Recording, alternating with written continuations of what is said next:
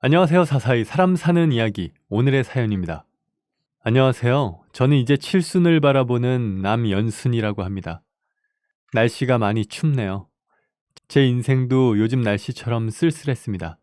남편과 일찍이 사별하고 두 아들을 키워 외국으로 내보내고 나니 이제 다 했다 싶으면서도 늙음하게 남편도 자식도 없이 혼자 사는 게 서럽기도 하더군요. 처음부터 외로운 삶을 살은 건 아니었습니다. 25살에 남들처럼 평범하게 결혼해서 1년 뒤에 큰아들을 낳고 그리고 또 3년 뒤에 둘째 아들을 낳았죠.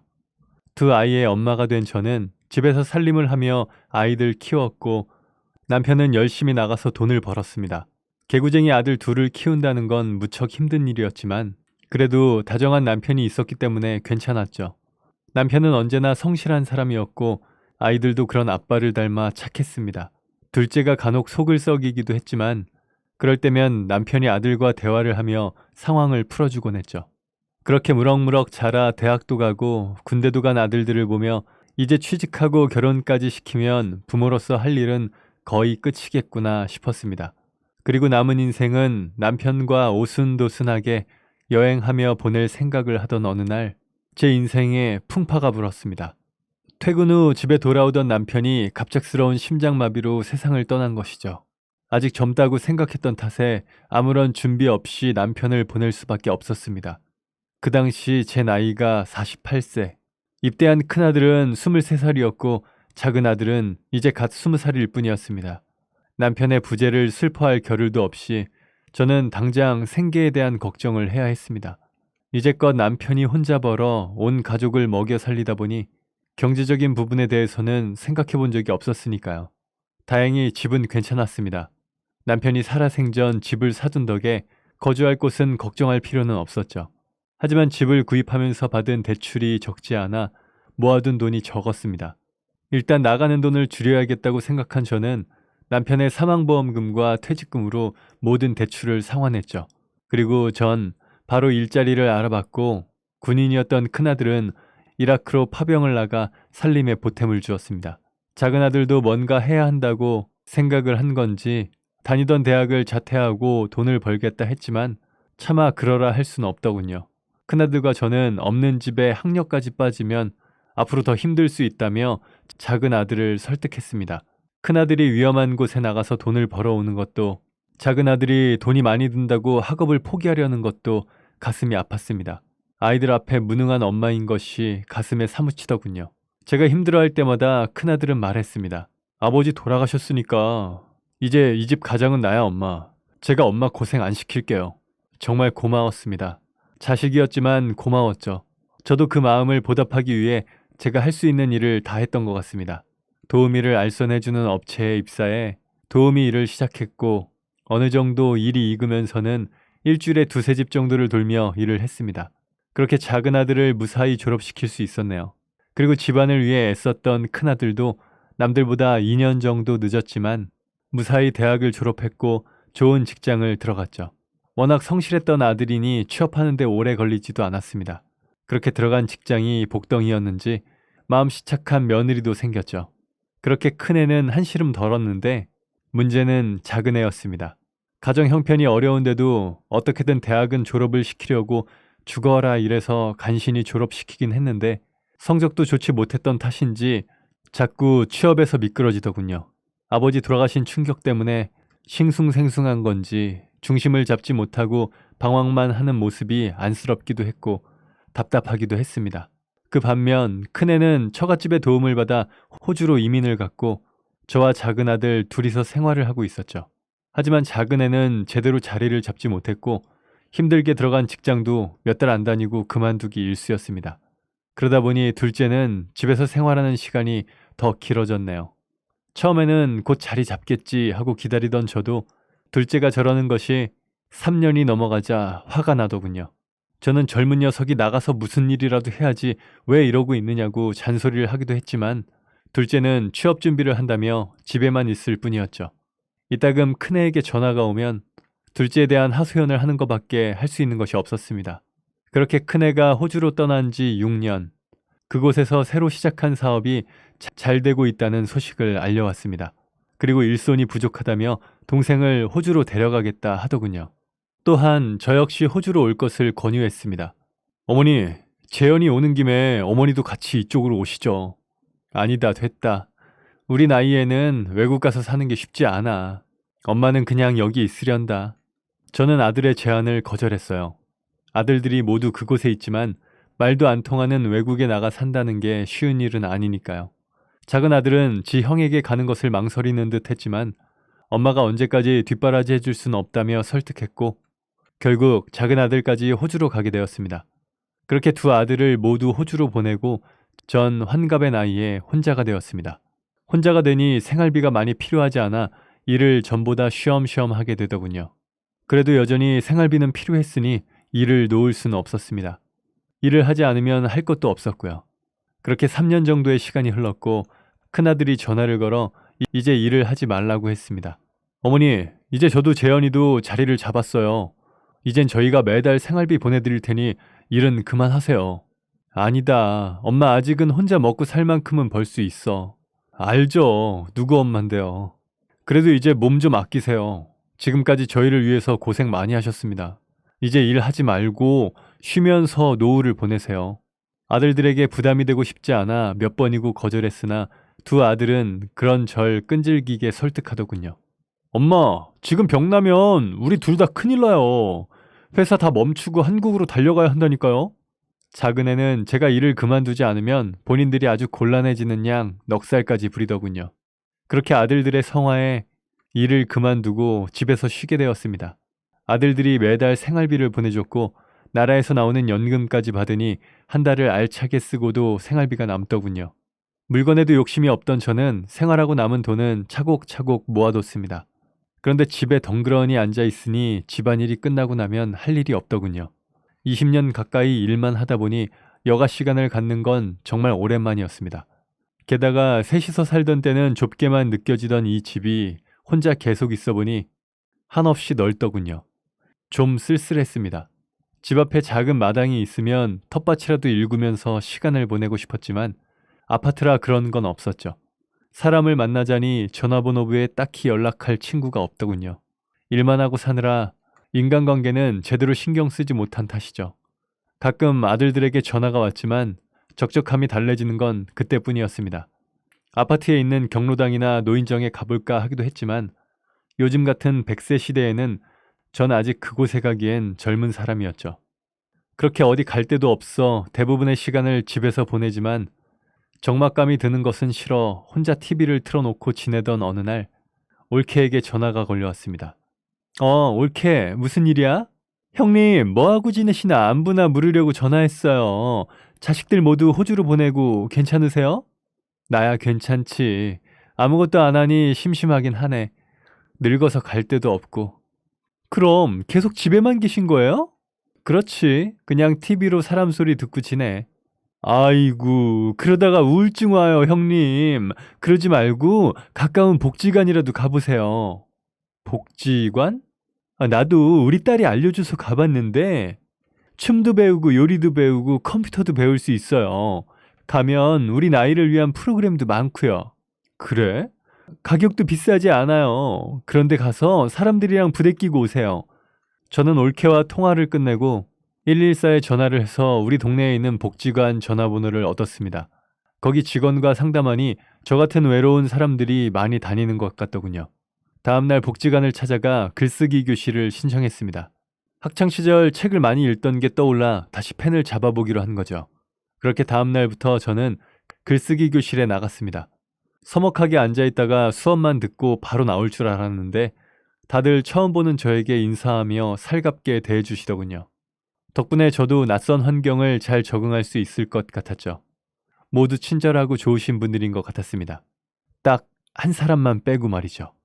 구석자리에 혼자 앉아 계신 덩치 크고 무서운 인상의 영감님이 눈에 띄었습니다. 덩치도 덩치지만 험상궂은 외모가 시선을 사로잡았네요. 처음에는 제가 마음에 안 들어서 무섭게 쳐다보나 했더니 제 생각을 눈치챈 다른 분이 저한테만 그런 게 아니라 다른 분들이 말을 걸어도 대답하지 않고 누구에게도 먼저 다가가지 않고 혼자 계시는 분이라고 알려주더군요. 이후에도 사람들과 이야기를 하고 있으면 시끄럽다고 눈치 주던 건지 무서운 얼굴로 쳐다보곤 했습니다. 글쓰기 수업 받는 내내 누군가와 함께하는 모습은 보지 못했어요. 우리 반 사람들은 수업 후 각자 집에서 가져온 과일이나 과자를 먹으며 이야기하면서 놀다가 헤어지곤 하는데, 그 영감님은 권유할 새도 없이 작은 가방을 들고 건물을 빠져나가시더군요. 묘하게 신경은 쓰였지만 일부러 말을 걸어보진 않았습니다. 인상이 너무 무서웠거든요. 그렇게 2달 정도 지나자 같은 수업을 듣는 분들과 서먹함이 사라진 지 오래였고, 시간 되는 사람들끼리 뭉쳐서 차도 한 잔 마시고 식사도 하는 날이 점점 늘었죠. 하지만 무서운 인상의 영감님은 한 번도 참여하지 않았어요. 그러던 어느 날 같이 수업 듣는 사람들과 밥을 먹고 집으로 돌아가는데 주차된 차 앞에 누가 웅크리고 앉아 있더군요. 제법 쌀쌀한 날씨였기에 혹시 도움이 필요한 사람이 아닌가 하는 생각이 들었죠. 그래서 그 사람을 바라보게 되었습니다. 나비야, 나비야, 와서 밥 먹어라. 중저음의 목소리의 남자가 고양이를 향해 손짓을 하더군요. 어색하게 한 톤 올라간 목소리는 무척 귀엽게 느껴졌습니다. 길고양이 밥 주시나 보다 라고 생각하고 길을 가려던 순간 앞에 있던 남자가 일어났죠. 그 남자는 바로 복지관 같은 반 무서운 인상의 영감님이었습니다. 아무도 안 뺏어 먹는다. 천천히 잘 먹어라. 고양이에게 다정하게 말을 하시곤 또 어딘가로 가시더군요. 그 영감님 있던 곳을 보니 고양이 한 마리가 사료를 먹고 있었죠. 엄청난 장면을 목격한 것 같은 느낌이 들었습니다. 다음날 복지관에서 그 영감님을 보니 평소 생각과 다르게 느껴지더군요. 무서운 인상 뒤에 어제 들었던 밝은 목소리와 사랑스럽게 미소 짓고 있던 영감님의 미소가 떠올랐죠. 저도 모르게 계속 영감님에게 시선이 갔고 어제 일이 자꾸만 생각나 혼자 미소를 지었습니다. 그렇게 그 영감님한테 궁금한 점이 생기고 나니 한번 대화를 나누어 보고 싶다는 생각이 들더군요. 그래서 그날 역시 수업이 끝나고 같이 다과 시간을 갖자는 다른 분들의 제안을 거절하고 조용히 그 영감님의 뒤를 밟았습니다. 돌아다니는 곳곳에 고양이를 만나는 장소가 있는지 영감님이 그 근처에 가면 고양이가 나와 반겨주더군요. 그러면 영감님은 또 사랑스러운 미소를 하면서 가방에서 사료를 꺼내주었습니다. 영감님을 따라다니는 고양이는 한두 마리 수준이 아니더군요. 그래서 저는 영감님이 고양이 밥을 챙겨준 게 꽤 오래됐구나 하고 짐작했습니다. 그리고 틈을 봐서 영감님이 고양이에게 정신이 팔려 있을 때 조용히 다가가 말을 걸었습니다. 안녕하세요. 방금까지 환한 미소를 짓고 있던 영감님은 내가 오자 바로 얼굴이 굳어지더군요. 하지만 본성은 마음이 따뜻한 사람이라는 걸 알기에 저는 돌아오는 대답이 없어도 말을 계속했습니다. 이 고양이는 다리가 아픈가 봐요. 그러자 영감님이 대답을 하더군요. 이 녀석은 태어날 때부터 다리가 안 좋았던 놈이요. 아이고 딱해라. 그래도 살이 포동포동하네요. 색깔도 곱고. 그래도 대답을 해줬다는 사실에 기뻤지만 그 기쁨은 오래가지 않았어요. 여전히 무서운 표정을 하고 제가 불편한지 계속 힐끗힐끗 쳐다보더라고요. 조금 더 이야기하고 싶었지만 영감님이 자꾸 빨리 가라고 눈치를 줘서 하는 수 없이 일어났습니다. 그럼 수고하세요. 그리고 이틀 뒤 한 번 더 영감님을 따라가려고 했지만 제가 오는 걸 눈치챘는지 멀리서 쳐다보기만 하고 고양이가 있는 장소에 안 가시더군요. 그래서 그날은 포기하고 집으로 돌아갔습니다. 이후에도 몇 번 더 영감님에게 말을 걸어보고 싶어 눈치를 봤지만 여전히 찬바람 부는 얼굴로 저를 피하기만 하는 사람에게 눈치 없이 굴 수는 없더군요. 결국 영감님에게 말을 거는 것은 포기를 하고 말았네요. 그러던 어느 비가 오던 날 저녁 준비를 위해 가까운 슈퍼에 가는 길에 고양이가 끊임없이 야옹거리는 소리가 들렸고 저는 그쪽으로 발길을 옮겼습니다. 그곳에는 비를 홀딱 맞은 작은 아기 고양이가 있더군요. 아마 어미를 찾는 것 같았습니다. 추워한 것 같아 고양이를 안아 올렸는데 바들바들 떨더군요. 어쩔 줄 몰라 발을 동동 구르는데 갑자기 뒤에서 누군가 다가왔습니다. 그 영감님이었습니다. 안 그래도 덩치가 크셨는데 비 오는 날 우산까지 쓰고 뒤에서 등장하니 깜짝 놀라 그대로 얼어버렸죠. 그런 제게 다가와 제가 안고 있던 고양이를 건네받으시고는 뒤돌아 걸어가셨습니다. 저는 그런 영감님의 뒤를 따라가며 지켜보았습니다. 영감님은 익숙한 손길로 능숙하게 고양이의 몸을 닦아주더군요. 이후 고양이를 인근 공터로 데려가 근처에서 스티로폼 박스를 구해 간이 집을 만들어 박스에 고양이를 넣어주고는 가방에서 꺼낸 보온병에 뜨거운 물을 페트병에 담아 수건에 감싼 뒤 박스 안에 넣어주었죠. 고양이도 따뜻한 걸 아는지 바로 페트병 위로 올라가더군요. 그렇게 영감님과 저는 조용히 고양이의 떨림이 잦아드는 걸 바라봤습니다. 병원에 데려가 봐야 하는 거 아닐까요? 그렇게까지 하면 이 동네 모든 고양이를 다 책임져야 합니다. 책임지지 못할 짓은 하지 않는 게 좋아요. 그래도 추웠던 것이니 체온을 유지할 수 있을 정도면 될 겁니다. 어디 심하게 다친 것 같지 않으니까요. 그렇게 말하고 영감님은 인사도 없이 쌩하니 가버리시더라고요. 또 다른 고양이를 챙기러 가시는 건지는 모르겠지만 말이죠. 전 영감님이 떠난 뒤에도 고양이가 신경이 쓰여 그 스티로폼 간이집을 수시로 찾아갔어요. 그때마다 물과 사료가 채워져 있더군요. 네 번째 찾아갔을 때는 고양이를 챙기러 온 영감님과 마주쳤습니다. 고양이는 이제 건강해졌는지 공터 주변을 뛰어다녔죠. 영감님 덕에 고양이가 기력을 차렸네요. 감사해요. 제가 말을 건네자 조금 전까지도 고양이를 바라보면서 사랑스러운 미소를 짓던 영감님은 다시 무서운 얼굴로 돌아왔습니다. 감사는 무슨... 이 동네 고양이들이 영감님을 참 좋아하는 것 같아요. 오랫동안 돌보셨나 봐요? 몇 년 됐습니다. 대단하시네요. 매일매일 고양이들을 챙긴다는 게 보통 일이 아닐 텐데요. 내가 좋아서 하는 일이요. 고양이를 정말 좋아하시나 봐요. 저도 고양이 밥 주러 함께 가봐도 될까요? 마음대로 하시오. 영감님은 거절하지 않고 무심하게 앞장서서 걸으시더군요. 저도 뒤를 따라 걸었어요. 처음에는 고양이가 밥을 먹는 모습만 지켜보고 있다가 영감님께 조금씩 말을 걸었습니다. 그랬더니 어느 순간부터는 고양이 관련된 질문이 아니더라도 대답을 해주시더군요. 고양이 영감님은 오래전에 아내와 이혼했다 합니다.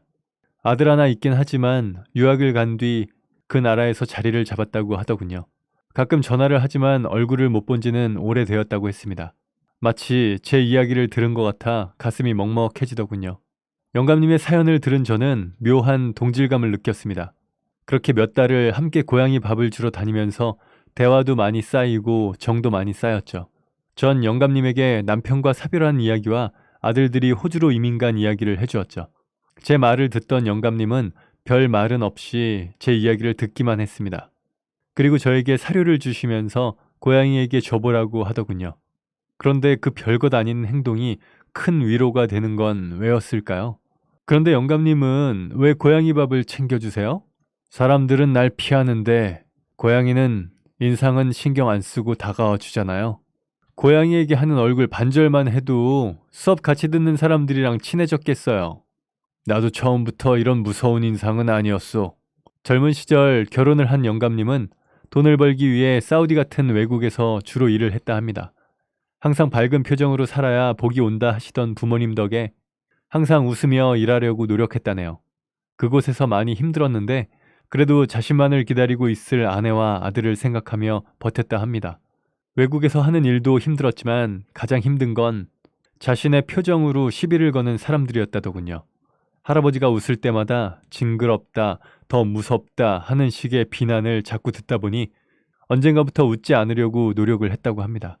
안 웃으니 차라리 낫다며 조롱하는 동료들 때문에 언젠가부터 일부러 웃음을 감추고 무표정으로 살아왔다고 했습니다. 그런데 표정이 그래서 그런지 자꾸 복이 나가더군요. 외국에서 일하는 사이 마누라는 다른 남자와 바람이 났고 결국 이혼을 하게 되었죠. 아들 양육권은 내가 가지고 있었지만 나도 밖에서 떠도는 직업이다 보니 아이를 제대로 돌볼 수 없더군요. 그래서 고등학생이 되면서 하고 싶은 공부라도 실컷 하라고 외국으로 유학을 보냈어요. 그러셨군요. 그렇게 아들 외국으로 보내고 학비랑 생활비를 보내기 위해서 하루 종일 일만 했지. 그리고 아들 녀석 취직하고 나서 나도 이제 좀 쉬려고 한국으로 돌아오니 옆에 아무도 없더군요. 그래서 공원에서 가만히 앉아 있는데 고양이 한 마리가 와서 나에게 부비적거리던 게 얼마나 예쁘던지. 그때부터 얘들과 나는 친구가 된 거요. 고양이 이야기가 나오면서부터 영감님의 얼굴에 미소가 비쳤어요. 영감님에게 있어 고양이는 얼마나 소중한 존재인지 잘 알겠더군요. 그렇게 이 녀석들 만나기 위해서 공원을 찾기 시작했죠. 젊었을 때부터 인상이 험악했다는 소리를 하도 들어서 사람들이 날 싫어한다는 걸 아니까 뭐 나도 굳이 친해지려고 노력을 안 하게 됐수다. 얘들이야 뭐 내 얼굴 보고 판단하지 않으니 계속 마음을 주게 된 거지. 그런데 왜 이렇게 많이 늘었어요? 그냥 어쩌다 보니 한 놈 챙겨주니 두 놈 보이고 두 놈 챙겨주니 세 놈 보이니까 어쩔 수 없었죠. 한 놈을 데려다 키울까도 생각했지만 이미 다른 놈들한테도 정이 들어서 다 책임질 순 없으니 지금처럼 돌아다니면서 챙겨주는 거지. 얘네들한테도 자유가 좋을 수도 있고. 다만 요새 밥 구하기도 힘들다니까 그것만 챙겨주자 하고 시작한 일이요. 영감님 정말 멋있는 분이세요. 그때 처음으로 고양이가 아니라 제 말을 듣고 영감님은 듣기 좋은 웃음소리를 냈습니다. 허허, 내 평생 그런 말은 처음 듣네요. 그 뒤로 영감님과 나는 고양이 밥 줄 때 항상 같이 있는 사이가 되었습니다. 영감님은 제가 생각한 것보다 세심하고 다정한 사람이더군요. 같이 밥을 먹을 때면 투박한 손으로 생선 가시를 발라주기도 했고 고깃집에서 집게 한 번을 건네지 않아 제가 뺏으려고 하니 가만히 앉아서 먹기만 하라고 했습니다. 같이 산이나 공원에 갔을 때 길에 피어있는 들꽃의 이름을 궁금해하면 꽃 이름과 함께 꽃말을 알려줄 때도 많았어요. 그런 모습들이 제 안에서 깊게 들어오더군요. 그렇게 가까워진 고양이 영감님과 저는 반찬을 나눠줄 만큼 가까워졌습니다.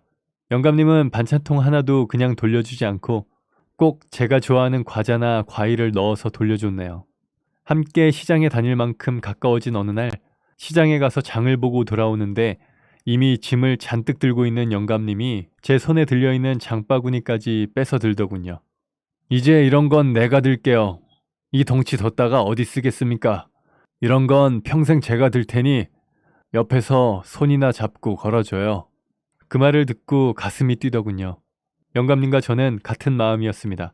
서로의 손을 잡고 걷는 걸로 마음을 확인했으니 영감님과 전 살림을 합쳤죠. 그리고 서로의 자식들에게 좋은 상대가 생겼다는 사실을 알렸습니다.